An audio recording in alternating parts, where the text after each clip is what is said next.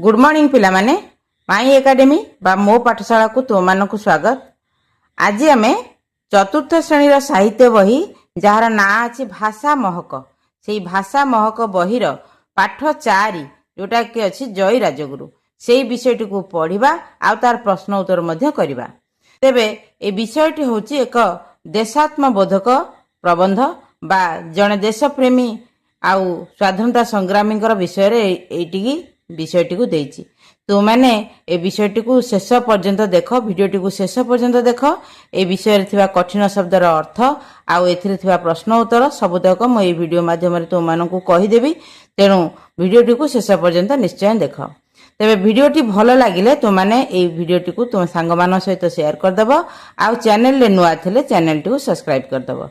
Channel T subscribe करले तुमरी मानकर ही लाभ, केवल पाठपढ़ा नुहे पाठपढ़ा व्यतीत अन्य समस्त शिक्षण विषय मु ए वीडियो माध्यम रे तुम मानक जनइबी।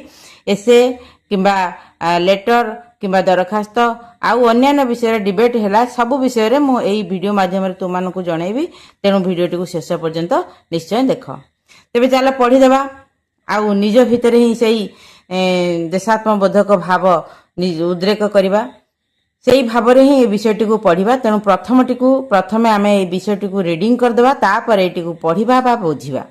मु पढ़ुची तुम माने शुण। पाठ 4 जय राजगुरु। 1803 मसीहार ओडिशा इंग्रेज शासनाधीन हैला। एटी मसीहा रे हबा कथा र हेची, किंतु सरकार कहते संशोधन करी पढ़ा, तेणु संशोधन करी पढ़ा। 1803 मसीह ओडिशा इंग्रेज शासनाधीन हैला। इंग्रेज शासक गजपति मुकुंद देवଙ୍କୁ ତାଙ୍କ ଅଧୀନରେ ରହିବାକୁ କହିଥିଲେ। से वाक्य गुड़िक भी अति अद्भुत अच्छी। तेबे चल से हिसाब से पढ़ा। आउ गजपति मुकुंद देव तांकर कुल पुरोहित जय राजगुरुଙ୍କ परामर्श रे इंग्रेज मानक कथारे राजी हेले नाही, कारण सेही समय रे गजपति जय राजगुरुଙ୍କ परामर्श रे ही शासन कार्य परिचालना करुथांती। तेणु राजगुरुଙ୍କ उपदेश मानी राजा इंग्रेज मानक अधीन हेबा पाई मना करदेले। देशभक्त जय राजगुरु गजपति को कौन कहिथिले जान? से कहिथिले गोटे विदेशी जाति आगरे ठाकुर राजा मुंड नुआइबे नाही। ताहा हेले एटा दीटा शब्द हबा कथा, ताकू जोड़ी देछि। जोड़ी देले ए वाक्यर अर्थ भी अलग हो जिवो, किंतु तुम माने ताकू अलग अलग करी पढ़िबो। ताहा हेले ओडिया जाति और श्री जगन्नाथ गौरव रहिबो नाही, बरं शरीर रे शेष रक्तबिंदु थिबा पर्यंत देशर और जातिर गौरव पाई लड़ई करिबा। जय राजगुरुंकर ए भली कथा इंग्रेज शासक शुणिले। से राजगुरु को आदेश देले तांकु देखा करिबाकू। राजगुरु इंग्रेज मानकर एही आदेश को मानिले नाही। से जानिथिले जे इंग्रेज माने तांकु पाइले कठिन दंड न देई छाड़िबे नाही, तेणु से इंग्रेज शासकंकु देखा करने मना करदेले। ता संगे संगे से पाइक मानंकु लड़ई पाई सजबाज हेबा पाई आदेश देले। ता पर पेज रे कोन अछि? इंग्रेज माने खोर्धा दखल करने पाई लड़ई आरंभ करदेले। ओडिया पाइक माने भी कम बलवान और साहसी नथिले। जय राजगुरु एई पाइक मानकर नेता होई लड़ीवा पाई आगे आसिले। पाइक माने ढाल तरबारी धरी लड़ू थांती। इंग्रेज सैन्य मानक मध्यरु अनेकंकु से माने मारी पकाइले। किछि दिन धरी जोर लड़ई चलिला। पाइक माने शत्रुर गुली गोला तोप और कमाण आगरे अधिक दिन लड़ी पारिले नाही। शेषरे पाइक माने हारी गले। युद्धरे हारी जाई गजपति मुकुंद देव इंग्रेज मानक द्वारा बंदी हेले। इंग्रेज माने खोर्धा दखल कले, हेले पाइक मानक नेता असल वीर जय राजगुरु को इंग्रेज माने खोजी पाइले नाही। तेणु से माने घोषणा कले जदि जय राजगुरु हाजर होई दोष मानि जिबे तेबे तांकु बिना विचार रे थाड़ी दिया जिवो। इंग्रेज मानक घोषणा सुनी जय राजगुरु कहिले ओडिया वीर जाति से लड़ई करी प्राण देई जाने। विदेशी बेपारी पाखरे भूल स्वीकार करने से जाने ना। आम गजपति मुकुंद देव को शीघ्र मुक्त कर। किछि दिन परे इंग्रेज माने कौशल करी जय राजगुरु को बंदी करदेले। ତାଙ୍କ ଅପରାଧର ବିଚାର କରିବା ଆବଶ୍ୟକ ନଥିଲା। କାହିଁକି ନା ସେ ତ ଥିଲେ ସେମାନଙ୍କର ପ୍ରଥମ ଶତ୍ରୁ। ତେଣୁ ସମସ୍ତଙ୍କ ସମ୍ମୁଖରେ ତାଙ୍କୁ ମୃତ୍ୟୁଦଣ୍ଡ ଦିଆଯିବାର ଘୋଷଣା କରାଗଲା। ତଥାପି ସେ ଭୟ କଲେ ନାହିଁ କି ଭୁଲ ସ୍ୱୀକାର କଲେ ନାହିଁ। ଶେଷରେ ମେଦିନୀପୁର ନିକଟରେ ଥିବା ବାଘି ତୋଟା ନାଳ କୂଳରେ ଥିବା ଏକ ଝଙ୍କାଳିଆ ବରଗଛ ନିକଟକୁ ଜୟୀ ରାଜଗୁରୁଙ୍କୁ ନିଆଗଲା। ସେଠାରେ ଥିବା ବରଗଛର 2ଟି ଡାଳକୁ ଏକାଠି ବାନ୍ଧି ସେଥିରେ ତାଙ୍କ 2 ଗୋଡ଼କୁ ବାନ୍ଧି ଦିଆଗଲା। ତାପରେ ସେହି ବରଡାଳ 2ଟିକୁ ଫିଟାଇ ଦିଆଗଲା। ଏଥିରେ ତାଙ୍କର ଶରୀର 2 ଫାଳ ହୋଇଗଲା। ବୀର ରକ୍ତରେ ଦେଶର ମାଟି ଓଦା ହୋଇଗଲା। ଆଜି ବି ବାଘି ତୋଟା ଅଛି, ଫାଶୀଦିଆ ବରଗଛ ବି ଅଛି। ଆଉ ଓଡ଼ିଆ ଜାତି ଆଜି ବି ଜୟୀ ରାଜଗୁରୁଙ୍କ ବଳିଦାନର ଅମର କାହାଣୀକୁ ମନେ ରଖିଛି। ବୁଝିପାରିଲ? ପଢ଼ିଲା ବେଳକୁ ଦେହ ଶୀତେଇ ଉଠୁଛି। ଏଇଟା ଗପ ନୁହେଁ, ନିରାଟ ସତ। ଗୋଟିଏ ସ୍ୱାଧୀନତା ସଂଗ୍ରାମର କଥା, ବଳିଦାନର କଥା। ସ୍ୱାଧୀନ ଦେଶକୁ, ରାଜ୍ୟକୁ ସ୍ୱତନ୍ତ୍ର ବା ସ୍ୱାଧୀନ ରଖିବା ପାଇଁ ଜଣେ ସ୍ୱାଧୀନତା ସଂଗ୍ରାମୀ କେତେ ବାଟ ପର୍ଯ୍ୟନ୍ତ ଯାଇପାରେ, ତାର ଏକ ଜୀବନ୍ତ ଉଦାହରଣ। ତାହେଲେ ବୁଝିବା ଏହି ବିଷୟବସ୍ତୁଟିକୁ। ଜୟୀ ରାଜଗୁରୁ ହେଉଛନ୍ତି କିଏ? ନା, ସେତେବେଳର ରାଜା ଥିଲେ ଯିଏ ଆମର ଓଡ଼ିଶାର ରାଜା ଗଜପତି ମୁକୁନ୍ଦ ଦେବ, ତାଙ୍କର କୁଳପୁରୋହିତ। ଆମର ରାଜା ଗଜପତି ମୁକୁନ୍ଦ ଦେବ କେବଳ ଗଜପତି ମୁକୁନ୍ଦ ଦେବ ନୁହନ୍ତି, ଓଡ଼ିଶାରେ ଶାସନ କରିଥିବା ପ୍ରତ୍ୟେକ ଗଜପତି କୁଳପୁରୋହିତଙ୍କ ପରାମର୍ଶ ଅନୁସାରେ ହିଁ ଶାସନ କାର୍ଯ୍ୟ କରୁଥିଲେ। ତେଣୁ ଯେତେବେଳେ ଗଜପତି ମୁକୁନ୍ଦ ଦେବ ଆମର ଶାସକ ଥିଲେ ବା ରାଜା ଥିଲେ, ତାଙ୍କର କୁଳପୁରୋହିତ ଥିଲେ ଜୟୀ ରାଜଗୁରୁ, ଯାହାଙ୍କର ପରାମର୍ଶ ଅନୁସାରେ ରାଜ୍ୟ କାର୍ଯ୍ୟ ଚାଲିଥିଲା। ତେଣୁ ତୁମମାନେ ଜାଣିଛ, ଇଂରେଜମାନେ ଆମକୁ ଦୀର୍ଘ 200ରୁ ଅଧିକ ବର୍ଷ ପର୍ଯ୍ୟନ୍ତ ଶାସନ କରିଥିଲେ। ସେଇଟା ବି ଆମରି ଭାରତୀୟମାନଙ୍କର ଦୁର୍ବଳତା ଯୋଗୁଁ। ସେମାନେ ପ୍ରଥମେ ଭାରତୀୟମାନଙ୍କର ଦୁର୍ବଳତାଟା କ'ଣ ସେଟାକୁ ପଢ଼ିଥିଲେ। ଭାରତୀୟମାନେ ପରସ୍ପର ମଧ୍ୟରେ କିପରି କଳହରତ ରହୁଛନ୍ତି ସେଟାକୁ ସେମାନେ ଅନୁଧ୍ୟାନ କରିଥିଲେ। ତେଣୁ 2 ଜଣଙ୍କର କଳିରେ ଯେଉଁ କଥା ଅଛି, 2 ଜଣଙ୍କ କଳିରେ ତୃତୀୟ ଜଣଙ୍କର ଲାଭ ହୁଏ, ସେହି ନିୟମରେ ସେମାନେ ଭାରତର ରାଜାମାନଙ୍କ ଭିତରେ ଯୁଦ୍ଧ କରେଇ ତାର ଫାଇଦା ନେଲେ। ଆଉ ଶେଷରେ ସମଗ୍ର ଭାରତବର୍ଷକୁ ନିଜ ଅଧୀନକୁ ନେଇଗଲେ। ଆଉ ଯାହାର ଇତିହାସ ପଢ଼ିଲେ, ସେତେବେଳେ ତ ସ୍ୱାଧୀନତା ସଂଗ୍ରାମୀ ବା ଭାରତୀୟମାନଙ୍କ ରକ୍ତରେ ମାଟି ଲାଲ ହେଇଯାଇଥିଲା, ଭାରତ ମାତାର ବକ୍ଷ ଦେଶ ଲାଲ ହେଇଯାଇଥିଲା। କିନ୍ତୁ ସେସବୁ ଇତିହାସକୁ ପଢ଼ିଲେ ଆଜି ବି ସେଇଭଳି ଅନୁଭବ ହୁଏ। ତେବେ ସେଇଭଳି ଜଣେ ସ୍ୱାଧୀନତା ସଂଗ୍ରାମୀ, ଚିର ଅମର, ଚିର ନମସ୍ୟ ଜୟୀ ରାଜଗୁରୁଙ୍କ ବିଷୟରେ ଚାଲ ପଢ଼ିବା। ତେଣୁ 1803 ମସିହାରେ ଓଡ଼ିଶା ଇଂରେଜ ଶାସନାଧୀନ ହେଲା। ଇଂରେଜ ଶାସକ ଗଜପତି ମୁକୁନ୍ଦ ଦେବଙ୍କୁ ତାଙ୍କ ଅଧୀନରେ ରହିବାକୁ କହିଲେ। ଯେତେବେଳେ 1803ରେ ଓଡ଼ିଶା ଇଂରେଜମାନଙ୍କ ଅଧୀନକୁ ପଳେଇଗଲା, ସେତେବେଳେ ଆମର ଗଜପତି ଶାସକ, ଆମର ତ ସେତେବେଳେ ରାଜାଙ୍କୁ ଗଜପତି ବୋଲି କୁହାଯାଉଥିଲା। ତେଣୁ ଆମର ଗଜପତି ସେତେବେଳେ ଥିଲେ ମୁକୁନ୍ଦ ଦେବ। ତାଙ୍କୁ ସେ ଇଂରେଜମାନେ କହିଲେ ଯେ ତୁମେ ଆମର ସରେଣ୍ଡର ହେଇଯାଅ, ମାନେ ଆମ ଅଧୀନରେ ତୁମେ ନିଜକୁ ଆତ୍ମସମର୍ପଣ କରିଦିଅ। ଗଜପତି ମୁକୁନ୍ଦ ଦେବ ତାଙ୍କ କୁଳପୁରୋହିତ ଜୟୀ ରାଜଗୁରୁଙ୍କ ପରାମର୍ଶରେ ଇଂରେଜମାନଙ୍କ କଥାରେ ରାଜି ହେଲେ ନାହିଁ। ମୁଁ କହିଲି ପ୍ରଥମରୁ ଯେ ଗଜପତି ମହାରାଜ ଜୟୀ ରାଜଗୁରୁଙ୍କ ପରାମର୍ଶ ଅନୁସାରେ ହିଁ ଶାସନ କାର୍ଯ୍ୟ କରୁଥିଲେ। ତେଣୁ ଜୟୀ ରାଜଗୁରୁ ରାଜାଙ୍କୁ ମନା କଲେ ଯେ ଆପଣ ଇଂରେଜମାନଙ୍କ ପାଖରେ ମୁଣ୍ଡ ନୁଆଇବେ ନାହିଁ କି ତାଙ୍କର ଅଧୀନ ହେବା କଥା ଚିନ୍ତା କରିବେ ନାହିଁ।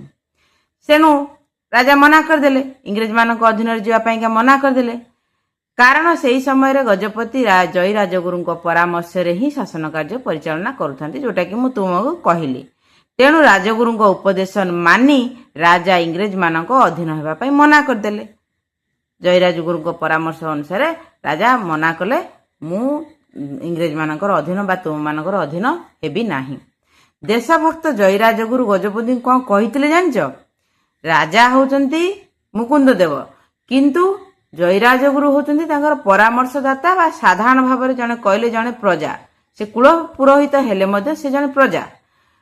କିନ୍ତୁ ଜଣେ ପ୍ରଜାଙ୍କର, ଜଣେ ପରାମର୍ଶଦାତାଙ୍କର କଥା କେତେ ଗୁରୁତ୍ୱପୂର୍ଣ୍ଣ ସେ ଗଜପତିଙ୍କୁ କହିଲେ, ଗୋଟିଏ ବିଦେଶୀ ଜାତି ଆଗରେ ଠାକୁର ରାଜା ମୁଣ୍ଡ ନୁଆଇବେ ନାହିଁ। ଠାକୁର ରାଜା ବୋଲି ଆଜି ବି ଆମର ଗଜପତି ଯିଏ ଅଛନ୍ତି ତାଙ୍କୁ ଆମେ ଠାକୁର ରାଜା ହିଁ କହିଥାଉ।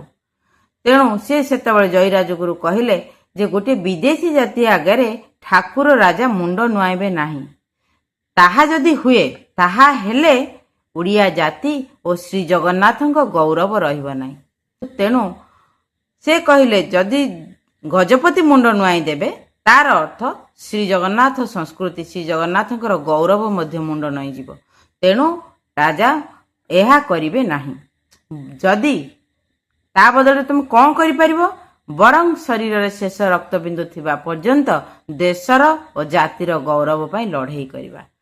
ଆମେ ଲଢ଼େଇରେ ମରିଯିବା, ସେଇଟା ସ୍ୱାଗତ ଯୋଗ୍ୟ। ଲଢ଼େଇ କରିନପାରି ମରିଗଲେ, ହାରିଗଲେ, ମରିଗଲେ, ସେଇଟା ସ୍ୱାଗତ ଯୋଗ୍ୟ। କିନ୍ତୁ ଜୀଇଁ ଥାଉ ଥାଉ ଆମେ ଆଉ କାହା ଆଗରେ ମୁଣ୍ଡ ନୁଆଇ ଶ୍ରୀଜଗନ୍ନାଥ ସଂସ୍କୃତି ବା ଓଡ଼ିଆ ଜାତିକୁ ମୁଣ୍ଡ ନୁଆଇବାକୁ ଦେବା ନାହିଁ। ଜୟୀ ରାଜଗୁରୁଙ୍କର ଏଇଭଳି କଥା ଇଂରେଜ ଶାସକ ଶୁଣିଲେ। ସେ ରାଜଗୁରୁଙ୍କୁ ଆଦେଶ ଦେଲେ ତାଙ୍କୁ ଦେଖା କରିବା ପାଇଁ। ଯେତେବେଳେ ଇଂରେଜମାନେ ଶୁଣିଲେ ଯେ ଗଜପତି ମହାରାଜା ଜୟୀ ରାଜଗୁରୁଙ୍କ କଥାରେ ହିଁ ରାଜ୍ୟ କାର୍ଯ୍ୟ ଚଳାଉଛନ୍ତି ବା ତାଙ୍କରି କଥା ଯୋଗୁଁ ହିଁ ସେ ଇଂରେଜମାନଙ୍କ ଅଧୀନରେ ନିଜକୁ ସମର୍ପଣ କରୁନାହାନ୍ତି, ତେଣୁ ସେ ଜୟୀ ରାଜଗୁରୁଙ୍କୁ ଡାକିଦେଲେ, ଆଦେଶ ଦେଲେ। ଡାକିଲେ ନୁହଁ ତ ଆଦେଶ ଦେଲେ ଯେ ଆସିକି ଦେଖା କର। ରାଜଗୁରୁ ଇଂରେଜମାନଙ୍କର ଏଇ ଆଦେଶକୁ ମାନିଲେ ନାହିଁ। ସେ କାହିଁ ମାନିବେ? ସିଏ ଯଦି ମାନିବାର ଥିଲା ସେ କ'ଣ ଗଜପତିଙ୍କୁ ମନା କରିଥାନ୍ତେ? ତେଣୁ ରାଜଗୁରୁ ଇଂରେଜମାନଙ୍କର ଏଇ ଆଦେଶକୁ ମାନିଲେ ନାହିଁ। ସେ ଜାଣିଥିଲେ ଯେ ଇଂରେଜମାନେ ତାଙ୍କୁ ପାଇଲେ କଠିନ ଦଣ୍ଡ ନ ଦେଇ ଛାଡ଼ିବେ ନାହିଁ। ସେ ଜାଣିଥିଲେ ଯଦି ଇଂରେଜମାନେ ମୋତେ ପାଇଲେ କଠିନ ଦଣ୍ଡ ଦେବେ। ଦଣ୍ଡକୁ ସେ ଡରୁ ନଥିଲେ, କିନ୍ତୁ କଠିନ ଦଣ୍ଡ ବିନା କାରଣରେ ଦଣ୍ଡ ପାଇକିରି ଆଉ ନିଜ ରାଜ୍ୟକୁ ବିପଦରେ ପକାଇବା ପାଇଁକା ସେ ଚାହୁଁନଥିଲେ। ତେଣୁ ସେ ଜାଣିଥିଲେ ଯେ ଇଂରେଜମାନେ ତାଙ୍କୁ ପାଇଲେ କଠିନ ଦଣ୍ଡ ନ ଦେଇ ଛାଡ଼ିବେ ନାହିଁ। ତେଣୁ ସେ ଇଂରେଜ ଶାସକଙ୍କୁ ଦେଖା କରିବାକୁ ମନା କରିଦେଲେ। ତା ସଙ୍ଗେ ସଙ୍ଗେ ସେ ପାଇକମାନଙ୍କୁ ଲଢ଼େଇ ପାଇଁ ସଜବାଜ ହେବା ପାଇଁ ଆଦେଶ ଦେଲେ। ତମେମାନେ ଜାଣିଛ ପାଇକମାନେ ହେଉଛନ୍ତି ଆମର ପ୍ରଥମ ସ୍ୱାଧୀନତା ସଂଗ୍ରାମୀ। ଓଡ଼ିଶାର ସ୍ୱାଧୀନତା ସଂଗ୍ରାମୀ କହିଲେ ପାଇକମାନଙ୍କୁ ହିଁ ବୁଝାଏ। ପାଇକମାନେ ହିଁ ପ୍ରଥମେ ଇଂରେଜମାନଙ୍କ ବିରୁଦ୍ଧରେ ଗଛ ଗୁହାଡ଼ରେ, ପାହାଡ଼ ପର୍ବତ ଜଙ୍ଗଲରେ ଲୁଚିକିରି ତୀର ଧନୁ ସାହାଯ୍ୟରେ ଇଂରେଜମାନଙ୍କୁ ଅଟକାଇବା ପାଇଁକା ଚେଷ୍ଟା କରିଥିଲେ। ତେଣୁ ସେ ପାଇକମାନଙ୍କୁ ସଜବାଜ ହେବା ପାଇଁକା କହିଦେଲେ ଯେ ସେପଟରେ ଇଂରେଜମାନଙ୍କୁ ମନା କଲେ ତୁମକୁ ମୁଁ ଦେଖା କରିପାରିବି ନାହିଁ, ମୋ ନୀତିର ଏଟା ବିରୁଦ୍ଧ। ଏପଟରେ ନିଜର ପାଇକମାନଙ୍କୁ, ଖୋର୍ଦ୍ଧାର ପାଇକମାନଙ୍କୁ କହିଲେ ଯେ ଯୁଦ୍ଧ ପାଇଁ ସଜବାଜ ହୁଅ। ତାପରେ କ'ଣ ଦେଲା? ଇଂରେଜମାନେ ଖୋର୍ଦ୍ଧା ଦଖଲ କରିବା ପାଇଁ ଲଢ଼େଇ ଆରମ୍ଭ କରିଦେଲେ। ଯେତେବେଳେ ରାଜା ମାନିଲେନି କି ରାଜାଙ୍କର ପରାମର୍ଶଦାତା ଜୟୀରାଜଗୁରୁ ମଧ୍ୟ ମାନିଲେ ନାହିଁ, ତେଣୁ ଇଂରେଜମାନେ କ'ଣ କଲେ ନା ଲଢ଼େଇ ଆରମ୍ଭ କରିଦେଲେ। ଖୋର୍ଦ୍ଧା ଆକ୍ରମଣ କରିବା ପାଇଁ ପ୍ରସ୍ତୁତ ହେଇଗଲେ। ଓଡ଼ିଆ ପାଇକମାନେ ବି କମ୍ ବଳବାନ କି ସାହସ ନଥିଲେ। ଓଡ଼ିଆ ପାଇକମାନେ ସବୁବେଳେ ରାଜା ଯୋଉଠିକି ଯାଆନ୍ତି ଯୁଦ୍ଧ କରିବା ପାଇଁକା, କୌଣସି ରାଜ୍ୟ ଜୟ କରିବା ପାଇଁକା, ସେଇ ପାଇକମାନେ ହିଁ ତ ଯାଆନ୍ତି ନା ରାଜାଙ୍କର ସୈନ୍ୟ ହିସାବରେ। ତେଣୁ ଏ ପାଇକମାନେ ବି କମ୍ ବଳବାନ ସାହସ ନଥିଲେ। ସେ କ'ଣ କଲେ? ଜୟୀରାଜଗୁରୁ ଏଇ ପାଇକମାନଙ୍କର ନେତା ହୋଇ ଲଢ଼ିବା ପାଇଁ ଆଗେଇ ଆସିଲେ। ଏଇ ପାଇକମାନଙ୍କର ନେତୃତ୍ୱ କିଏ ନେଲେ? ନା ଜୟୀରାଜଗୁରୁ। ଇଂରେଜମାନଙ୍କ ପାଖରେ ତ ଗୁଳି ଗୋଳା ବନ୍ଧୁକ ଏଗୁলো ସବୁ ଅଛି, ଆମ ପାଖରେ ତ ସେସବୁ କିଛି ନାହିଁ ନା। ଆମ ପାଖରେ ବାଡ଼ି ଖଣ୍ଡେ ଅଛି କି ତୀର ସର ଆଉ ଧନୁ ଅଛି। ତେଣୁ ସେଇଆକୁ ନେଇକି ଆମେ ଯୁଦ୍ଧ କରିବୁ। ତେଣୁ ଏଇସବୁ ଯୁଦ୍ଧ ଗରିଲା ଯୁଦ୍ଧ ହେଉଥାଏ। ମାନେ ଲୁଚି ଛପିକିରି ପାହାଡ଼ ପର୍ବତରେ ଗଛ ମାନଙ୍କରେ ସବୁ ଲୁଚିକିରି ଏ ପାଇକମାନେ ରହିଥିଲେ। ଇଂରେଜମାନେ ଯେତେବେଳେ ଆସନ୍ତି ବା ଇଂରେଜ ସୈନ୍ୟମାନେ ଯଦି ଗାଁ ଭିତରକୁ ପ୍ରବେଶ କରନ୍ତି, ସେମାନେ ସେଇ ଗଛ ଆଢ଼ୁଆଳରେ ଥାଇକି ସେମାନଙ୍କୁ ଯେଉଁ ବିଷ ମିଶା ତୀର ପ୍ରୟୋଗ କରନ୍ତି, ଯାହାଫଳରେ ଇଂରେଜ ସୈନିକମାନେ ମୃତ୍ୟୁ ମୁଖରେ ପଡ଼ନ୍ତି। ଯେଉଁଟାକି ଇଂରେଜମାନଙ୍କ ବୁଦ୍ଧିକି ପୁରା ମାନେ ବୁଦ୍ଧିର ବାହାରେ, ଇଂରେଜମାନଙ୍କ କଳ୍ପନାର ବାହାରେ ଯେ ଏମାନେ ଏଭଳି ଯୁଦ୍ଧ ଗରିଲା ଯୁଦ୍ଧ କରିପାରନ୍ତି ବୋଲି। ଯେଉଁ କୌଶଳ ଇଂରେଜର ସୈନ୍ୟମାନଙ୍କୁ ଜଣା ନାହିଁ। ସେମାନେ ସିଧା ସିଧା ବନ୍ଧୁକରେ ଗୁଳି ମାରିବେ, ମାରିଦେବେ, ବାସ୍ ସରିଲା। କିନ୍ତୁ ଏମିତି ଲୁଚି ଛପିକି କୌଶଳର ସହିତ ମାରିବା ସେମାନଙ୍କୁ ସେ କୌଶଳ ଜଣା ନାହିଁ। ତେଣୁ ଇଂରେଜ ସୈନ୍ୟମାନଙ୍କ ମଧ୍ୟରୁ ଅନେକଙ୍କୁ ସେମାନେ ମାରି ପକାଇଲେ। କିଏ? ଆମ ପାଇକମାନେ। କିଛି ଦିନ ଧରି ଜୋରରେ ଲଢ଼େଇ ଚାଲିଲା। ପାଇକମାନେ ଶତ୍ରୁର ଗୁଳି ଗୋଳା ତୋପ କମାଣ ଆଗରେ ଅଧିକ ଦିନ ଲଢ଼ି ପାରିଲେ ନାହିଁ। ମୁଁ ପ୍ରଥମରୁ କହିଲି ଜଣେ ଧନୁଶର ଧରିଥିବ ଆଉ ଜଣେ ଗୁଳି ଧରିଥିବ ବା ବନ୍ଧୁକ ଧରିଥିବ, କିଏ ଜିତିବ? ନିଶ୍ଚିତ ଭାବରେ ଯିଏ ବନ୍ଧୁକ ଧରିଥିବ ସିଏ ଧନୁଶର ଧରିଥିବା ବା ତୀର ଧରିଥିବା ବା ବାଡ଼ି ଖଣ୍ଡେ ଧରିଥିବା ଲୋକକୁ ନିଶ୍ଚିତ ଭାବରେ ହରେଇ ଦେବ। ତେଣୁ ସେମାନେ କ'ଣ କଲେ ନା ଆମର ପାଇକମାନେ ହାରିଗଲେ। ଶେଷରେ ପାଇକମାନେ ହାରିଗଲେ। ଯୁଦ୍ଧରେ ହାରିଯାଇ ଗଜପତି ମୁକୁନ୍ଦ ଦେବ ଇଂରେଜମାନଙ୍କ ଦ୍ୱାରା ବନ୍ଦୀ ହେଇଗଲେ। ଯେତେବେଳେ ଆମର ପାଇକମାନେ ହାରିଗଲେ ତାର ଅର୍ଥ ରାଜା ହାରିଗଲେ। ତେଣୁ ସେମାନେ ରାଜାଙ୍କୁ ବନ୍ଦୀ କରି ନେଇଗଲେ ଆଉ ଇଂରେଜମାନେ ଖୋର୍ଦ୍ଧାକୁ ଦଖଲ କରିଦେଲେ। ହେଲେ ପାଇକମାନଙ୍କର ନେତା ଯିଏ ଅସଲ ବୀର ଜୟୀ ରାଜଗୁରୁଙ୍କୁ ଇଂରେଜମାନେ ଖୋଜି ପାଇଲେ ନାହିଁ। ଇଂରେଜମାନେ ରାଜାଙ୍କୁ ତ ଧରି ନେଲେ, ବନ୍ଦୀ କରିଦେଲେ, କିନ୍ତୁ ଜୟୀ ରାଜଗୁରୁଙ୍କୁ ପାଇଲେ ନାହିଁ। ଜୟୀ ରାଜଗୁରୁ ଲୁଚିକି ରହିଥିଲେ, ଯେମିତିକି ରାଜାଙ୍କୁ ତାଙ୍କର ଉଦ୍ଦେଶ୍ୟ ଥିଲା ରାଜାଙ୍କୁ ବି ସୁରକ୍ଷିତ ରଖିବେ, ରାଜ୍ୟକୁ ବି ସୁରକ୍ଷିତ ରଖିବେ। ପାଇକମାନଙ୍କର ହାରିଯିବା ସତ୍ତ୍ୱେ ଜୟୀ ରାଜଗୁରୁଙ୍କର ଦୃଢ଼ ବିଶ୍ୱାସ ବା ତାଙ୍କର ନିଜର ଆତ୍ମବିଶ୍ୱାସ ସେଟା ହଟିନଥିଲା। ତେଣୁ ସେ ଜାଣୁଥିଲେ ଯେ ମୁଁ ଏକୁଟିଆ ହିଁ ଇଂରେଜମାନଙ୍କୁ ସମ୍ମୁଖୀନ ହେଇପାରିବି। କିନ୍ତୁ ଇଂରେଜମାନେ କ'ଣ କଲେ ନା ଘୋଷଣା କଲେ ଯଦି ଜୟୀ ରାଜଗୁରୁ ହାଜର ହୋଇ ଦୋଷ ମାନିଯିବେ ତାଙ୍କୁ ବିନା ବିଚାରରେ ଛାଡ଼ି ଦିଆଯିବ। ଏଇଟା ହେଉଛି ଇଂରେଜମାନଙ୍କର କୂଟନୀତି। ଇଂରେଜମାନେ ସବୁବେଳେ ଏମିତି କରନ୍ତି, ଯେଉଁଥିରେ କି ମହାତ୍ମା ଗାନ୍ଧୀ ମଧ୍ୟ ଏଇ କୂଟନୀତିର ଶିକାର ମଧ୍ୟ ହେଇଥିଲେ। ତୁମେ ବଡ଼ ହେଲେ ସେସବୁ ବିଷୟ ଜାଣିବ। କିନ୍ତୁ ଇଂରେଜମାନେ ଯେତେବେଳେ ଘୋଷଣା କଲେ ଯେ ଜୟୀ ରାଜଗୁରୁ ଯଦି ହାଜର ହେଇକି ନିଜର ଦୋଷ ମାନି ନେବେ ତାହେଲେ ତାଙ୍କ ପ୍ରତି ଆଉ କିଛି ଦଣ୍ଡ ଦିଆଯିବନି, ତାଙ୍କୁ ଛାଡ଼ି ଦିଆଯିବ। ସେ ତ ଦୋଷ ମାନିଗଲେ। ଆଉ ଇଂରେଜମାନଙ୍କ ଘୋଷଣା ଶୁଣି ଜୟୀ ରାଜଗୁରୁ କହିଲେ ଓଡ଼ିଆ ବୀର ଜାତି, ସେ ଲଢ଼େଇ କରି ପ୍ରାଣ ଦେଇ ଜାଣେ, ବିଦେଶୀ ବେପାରୀଙ୍କ ହାତରେ ଭୁଲ ସ୍ୱୀକାର କରିବା ସେ ଜାଣେ ନା। ଆମ ଗଜପତି ମୁକୁନ୍ଦ ଦେବଙ୍କୁ ଶୀଘ୍ର ମୁକ୍ତ କର। ତାହେଲେ ଇଂରେଜମାନଙ୍କର ଘୋଷଣା ଶୁଣିକି ଜୟୀ ରାଜଗୁରୁ କ'ଣ କହିଲେ? ଓଡ଼ିଆ ହେଉଛି ବୀର ଜାତି, ପାଇକମାନଙ୍କର ଜାତି। ସେ ଲଢ଼େଇରେ ପଛେ ମରିଯିବ, ଲଢ଼େଇ କରିକି ପ୍ରାଣ ଦେଇପାରିବ, କିନ୍ତୁ କାହା ପାଖରେ ମୁଣ୍ଡ ନୁଆଁଇବ ନାହିଁ। ବିନା ଭୁଲରେ ଭୁଲ ସ୍ୱୀକାର କରିବା ସେ ଜାଣେ ନା। ଆଉ ତୁମକୁ ଯଦି ଭଲ ଦଶା ଅଛି ତାହେଲେ ଆମ ଗଜପତିଙ୍କୁ ଶୀଘ୍ର ମୁକ୍ତ କର। କିଛି ଦିନ ପରେ ଇଂରେଜମାନେ କୌଶଳ କରି ଜୟୀ ରାଜଗୁରୁଙ୍କୁ ବନ୍ଦୀ କରିଦେଲେ। ଏଇ ଯେଉଁ କୌଶଳ କରି ଯେଉଁ ୱାର୍ଡଟି ଦେଲା, ଏଇଟା ତୁମେ ବଡ଼ କ୍ଲାସ୍ ହେଲେ ହିଷ୍ଟ୍ରିରେ ପଢ଼ିବ। ଏଇ କୌଶଳ କରିବାର ଅର୍ଥ କ'ଣ? ଜଣେ ଗୃହଶତ୍ରୁ ବିଭୀଷଣ ଯେଉଁ କଥା କୁହାଯାଏ, ଅର୍ଥ ନିଜ ଲୋକ ହିଁ ଶତ୍ରୁ, ସେଇଭଳି ଜୟୀ ରାଜଗୁରୁଙ୍କର ଜଣେ ନିଜ ଲୋକ ଯିଏକି ଇଂରେଜମାନଙ୍କୁ ଯାଇକି ଖବର ଦେଇଦେଲା ଯେ ଜୟୀ ରାଜଗୁରୁ କେଉଁଠି ଲୁଚିକି ରହିଛନ୍ତି। ଯାହାଫଳରେ କି ଇଂରେଜମାନେ ଜୟୀ ରାଜଗୁରୁଙ୍କୁ ପାଇଗଲେ ଆଉ ବନ୍ଦୀ କରିନେଲେ। ବନ୍ଦୀ କରିନେଲା ପରେ କ'ଣ କଲେ? ତମେ ଭାବୁଥିବ ସେ କହିଥିଲେ ଯେ ଯଦି ଜୟୀ ରାଜଗୁରୁ ଆମ ପାଖରେ ସରେଣ୍ଡର କଲେ ତାହେଲେ ଆମେ ତାଙ୍କୁ ବିନା ବିଚାରରେ ଛାଡ଼ିଦେବୁ ବୋଲି କହିଥିଲେ ନା ନାହିଁ।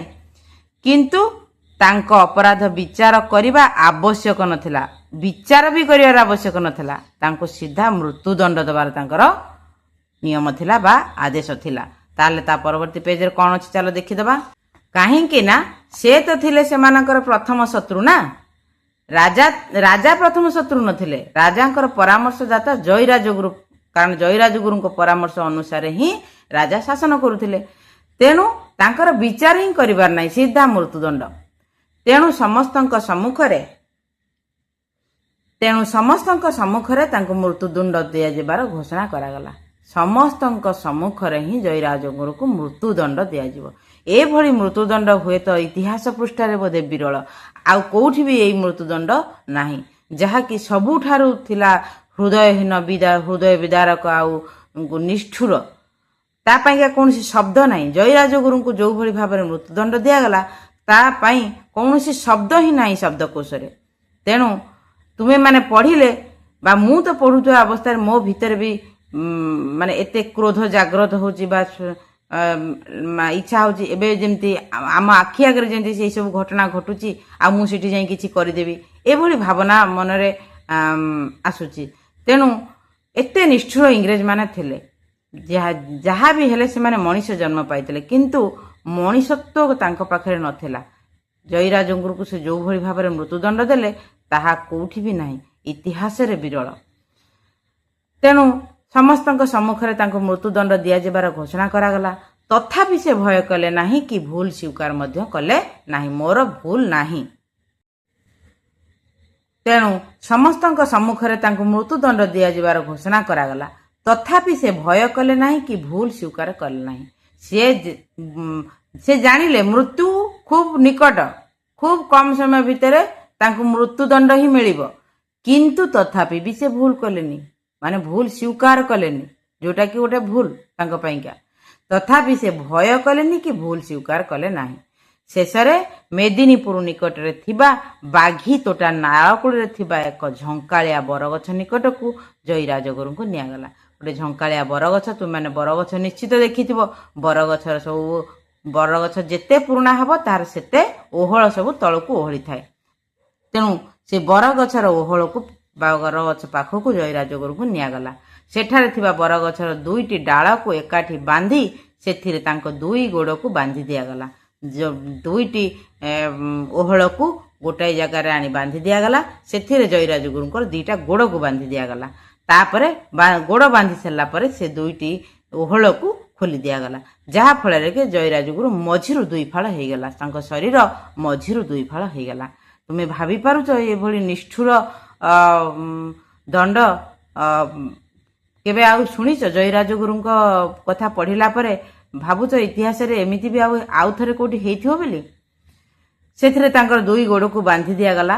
ତାପରେ ସେଇ ବର ଡାଳ 2ଟିକୁ ଫିଟାଇ ଦିଆଗଲା। ଏଥିରେ ତାଙ୍କର ଶରୀର 2 ଫାଳ ହୋଇଗଲା। ବୀର ରକ୍ତରେ ଦେଶର ମାଟି ଓଦା ହେଇଗଲା।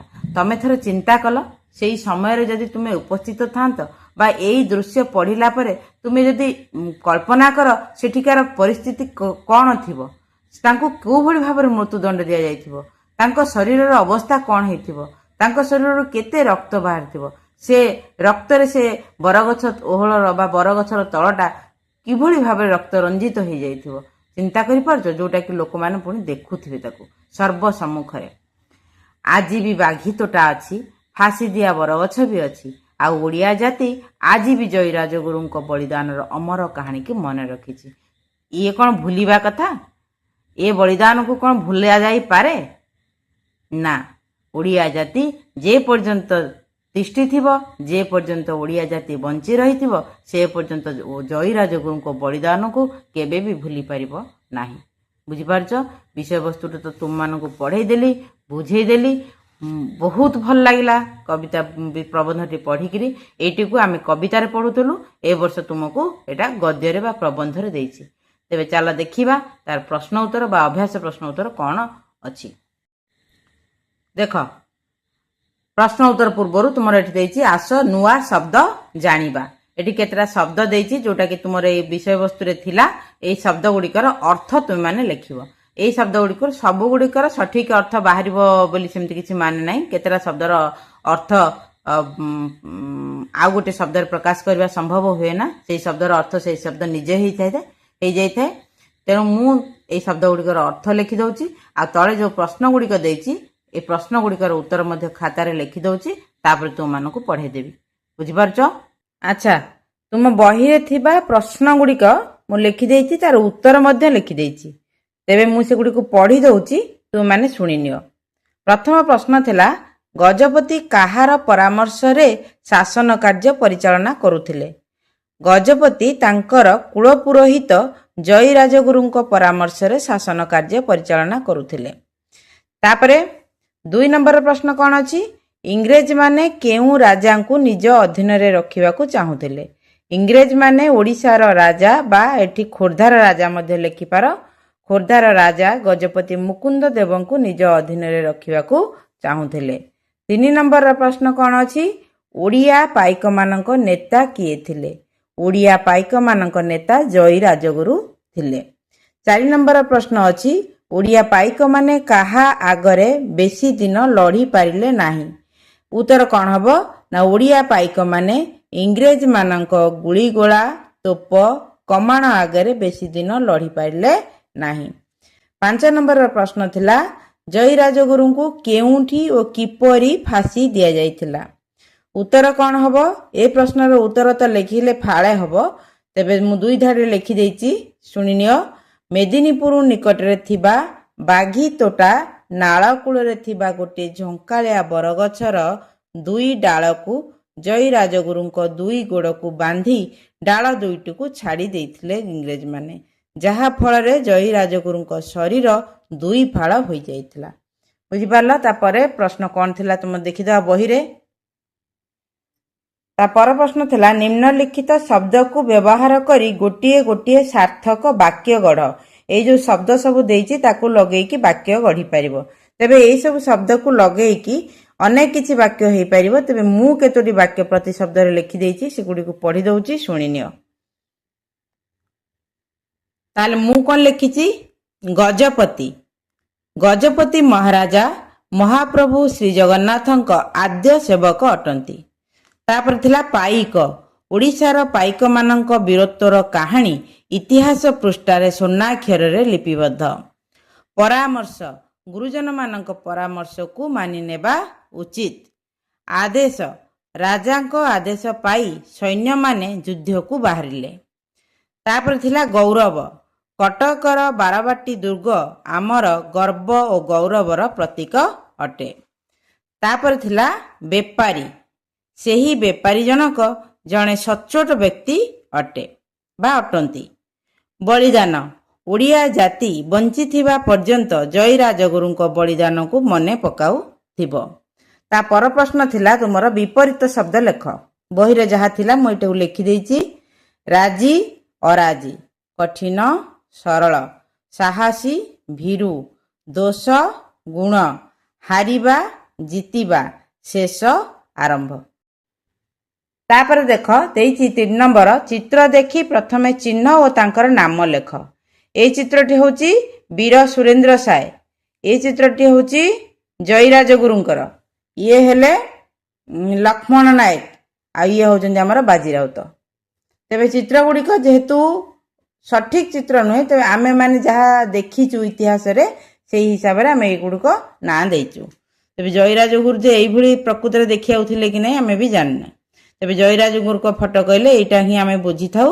ବାଜି ରାଉତଙ୍କର ଏଇଭଳି ଛୋଟ ପିଲାଟି ଫଟୋ ଥାଏ, ତେଣୁ ଏଇ ସ୍ୱାଧୀନତା ସଂଗ୍ରାମୀ ମାନଙ୍କର ନାମ ଏଇଭଳି ଭାବରେ। ତାପରେ କେତେ ଗୁଡ଼ିଏ ପ୍ରଶ୍ନ ଦେଇଛି, ସେ ପ୍ରଶ୍ନ ଗୁଡ଼ିକର ଉତ୍ତର ମଧ୍ୟ ମୁଁ ଖାତାରେ ଲେଖିଦେଇଛି, ତୁମମାନଙ୍କୁ ପଢ଼େଇ ଦେଉଛି, ତୁମେ ଶୁଣିନିଅ। ପ୍ରଥମ ପ୍ରଶ୍ନ ଥିଲା ମୁକୁନ୍ଦ ଦେବ କିଏ?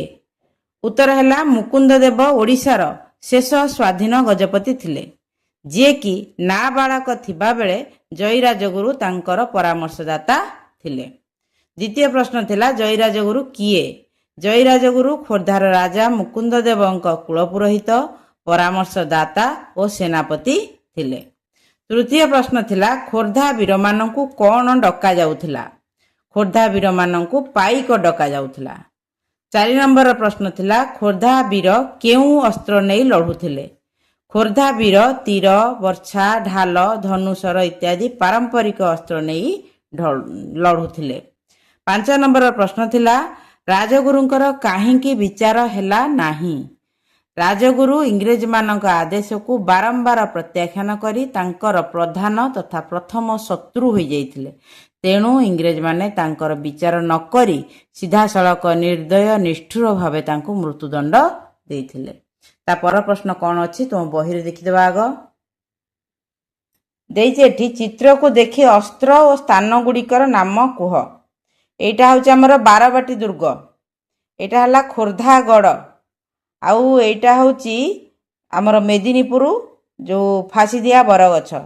ଏ ଚିତ୍ରଟି ହେଉଛି ଢାଲ ଆଉ ବର୍ଚ୍ଛାର। ବୁଝିପାରୁଛ? ତା ପର ପ୍ରଶ୍ନ କ'ଣ ଅଛି ତୁମ ବହିରେ ଦେଖିବା। ତାପରେ ଦେଇଛି ଆସ ଚିନ୍ତା କରିବା ଓ ଲେଖିବା। କିଏ କାହାକୁ କହିଛନ୍ତି? କରେ ଦେଇଛି ମୁକୁନ୍ଦ ଦେବଙ୍କୁ ଶୀଘ୍ର ମୁକ୍ତ କର। ଏଇଟା ଜୟୀ ରାଜଗୁରୁ ଇଂରେଜମାନଙ୍କୁ କହିଥିଲେ। ଆମ ଗଜପତି ମୁକୁନ୍ଦ ଦେବକୁ ଶୀଘ୍ର ମୁକ୍ତ କର, ଏଇଟା ବି ସେଇ ଏକା ଉତ୍ତର। ଗରେ ଦେଲା ଶରୀରରେ ଶେଷ ରକ୍ତବିନ୍ଦୁ ଥିବା ପର୍ଯ୍ୟନ୍ତ ଦେଶ ଓ ଜାତିର ଗୌରବ ପାଇଁ ଲଢ଼ିବା। ଏଇଟା ଜୟୀ ରାଜଗୁରୁ ଗଜପତି ମୁକୁନ୍ଦ ଦେବଙ୍କୁ କହିଛନ୍ତି। ଗୋଟିଏ ବିଦେଶୀ ଜାତି ଆଗରେ ଠାକୁର ରାଜା ମୁଣ୍ଡ ନୁଆଇବେ ନାହିଁ, ଏକଥା ମଧ୍ୟ ଜୟୀ ରାଜଗୁରୁ ଗଜପତିଙ୍କୁ କହିଥିଲେ। ତାପରେ ଦେଲା ଓଡ଼ିଶାର 4 ଜଣ ସ୍ୱାଧୀନତା ସଂଗ୍ରାମୀଙ୍କ ନାମ ଲେଖ। ମୁଁ 4 ଜଣଙ୍କ ନାଁ କହୁଛି, ତୁମମାନେ ଲେଖିଦେବ ଏଠି। ଚାଖି ଖୁଣ୍ଟିଆ, ଜୟୀ ରାଜଗୁରୁ, ବୀର ସୁରେନ୍ଦ୍ର ସାଏ, ବାଜି ରାଉତ, ଲକ୍ଷ୍ମଣ ନାୟକ, ଆହୁରି ଅନେକ ବାହାରିବେ। ତେବେ ତୁମମାନେ ଏଇ 4ଟି ନାଁ ମନେ ରଖ। तापर 3 नंबर देला सरल भाषा रे बुझाई लेख बा सरलार्थ लेख। एई दुईटी सरलार्थ मध्य मो खातार लिखि देइछि, ताकू चलो मो पढ़ी दउछि, तो माने सुनि नियो आ आवश्यक स्थल ताकू मध्य लिखि नियो। ताले प्रथम सरलार्थ तुमर जहा थला प्रथम पद आ शेष पद को एभल लिखि दबो, मझिरे डट डट चिन्ह देइ दबो। उक्त गद्यांशटी आम पठित साहित्य बहिर जयी राजगुरु प्रबंधरू आसी अछि। एठारे जयी राजगुरुଙ୍କ देशप्रेम और पराक्रम विषय रे वर्णना करा जाइछि। जेतेबेले इंग्रेज माने ओडिशार गजपति मुकुंद देवंकु तांको अधीनता स्वीकार करबाकू कहिले, सेतेबेले जयी राजगुरु गजपतिंकु एहा करबाकू बारण करथिले।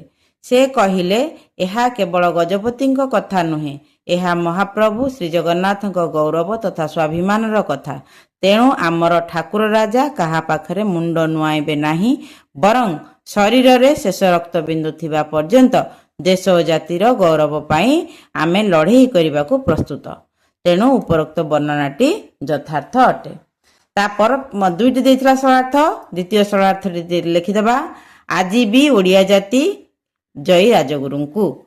उक्त गद्यांशटी पठित साहित्य बहिर जयी राजगुरु प्रबंधरू आसीअछि। एठारे जयी राजगुरुଙ୍କ महान बलिदान प्रति ओडिया जातिर कृतज्ञता वर्णना करा जाइछि। जयी राजगुरु केवल जने मंत्री बा सेनापति नथिले, से थिले जने प्रकृत देशभक्त। इंग्रेज मानक निर्मम अत्याचार और क्रूर मृत्युदंड सामने मध्य से निजर मातृभूमि सह विश्वासघातकता करिनथिले। देश पई तांकर एई अतुलनीय त्याग और बलिदान ओडिशा इतिहास रे स्वर्णाक्षर रे लिखित। एणु ए ओडिया जाति एई अमर शहीदी को केबे भी भूली परिबो नाही। बुझी पारल? तापरे तुमर किछि बही रे देइछि कि कोन कोछि देखिबा।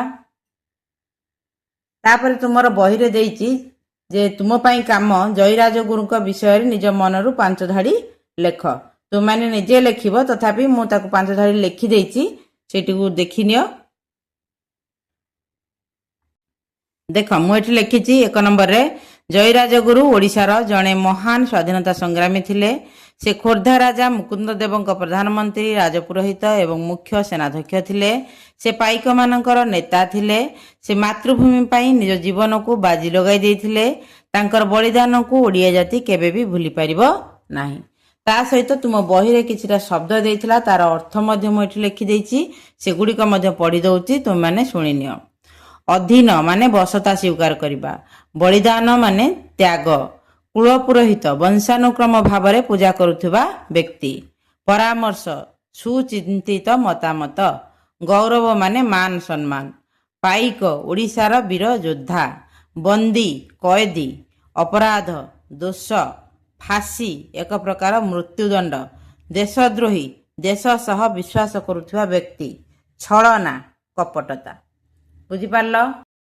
तेरे पिला माने तुमर यही पाठ 4 जयी राजगुरु विषयटी सरीगला। मो विषयटी को पढ़े देली आ तुम मानक बुझेदेली, यार अभ्यास प्रश्न उत्तर करदेली। आशा करुच्ची तुम मैंने निश्चित भाव में बुझीपार बोली। आउ जदि भिडियोटी मोर तुम मानक पसंद आसी थाए, तेबे भिडियोटी को तुम मैंने सांग मानक सहित शेयर करदेव, आउ लाइक करदेव। आउ जदि चैनल ले प्रथम थर ताले चैनल टी को तुम मैंने सब्सक्राइब करदेव। चैनल टी सब्सक्राइब करले तुमरी मानकर बहुत लाभ। तेणु आउ एक क्लास रे तुम मानक सहित देखा हबो। से पर्यंत सुस्थ रुह, सुरक्षित रुह। आ सबुठारु बड़ कथा हला प्रकृति को बंचाई रखिबारे निजर अवदान दियो। रहुछि। God bless you.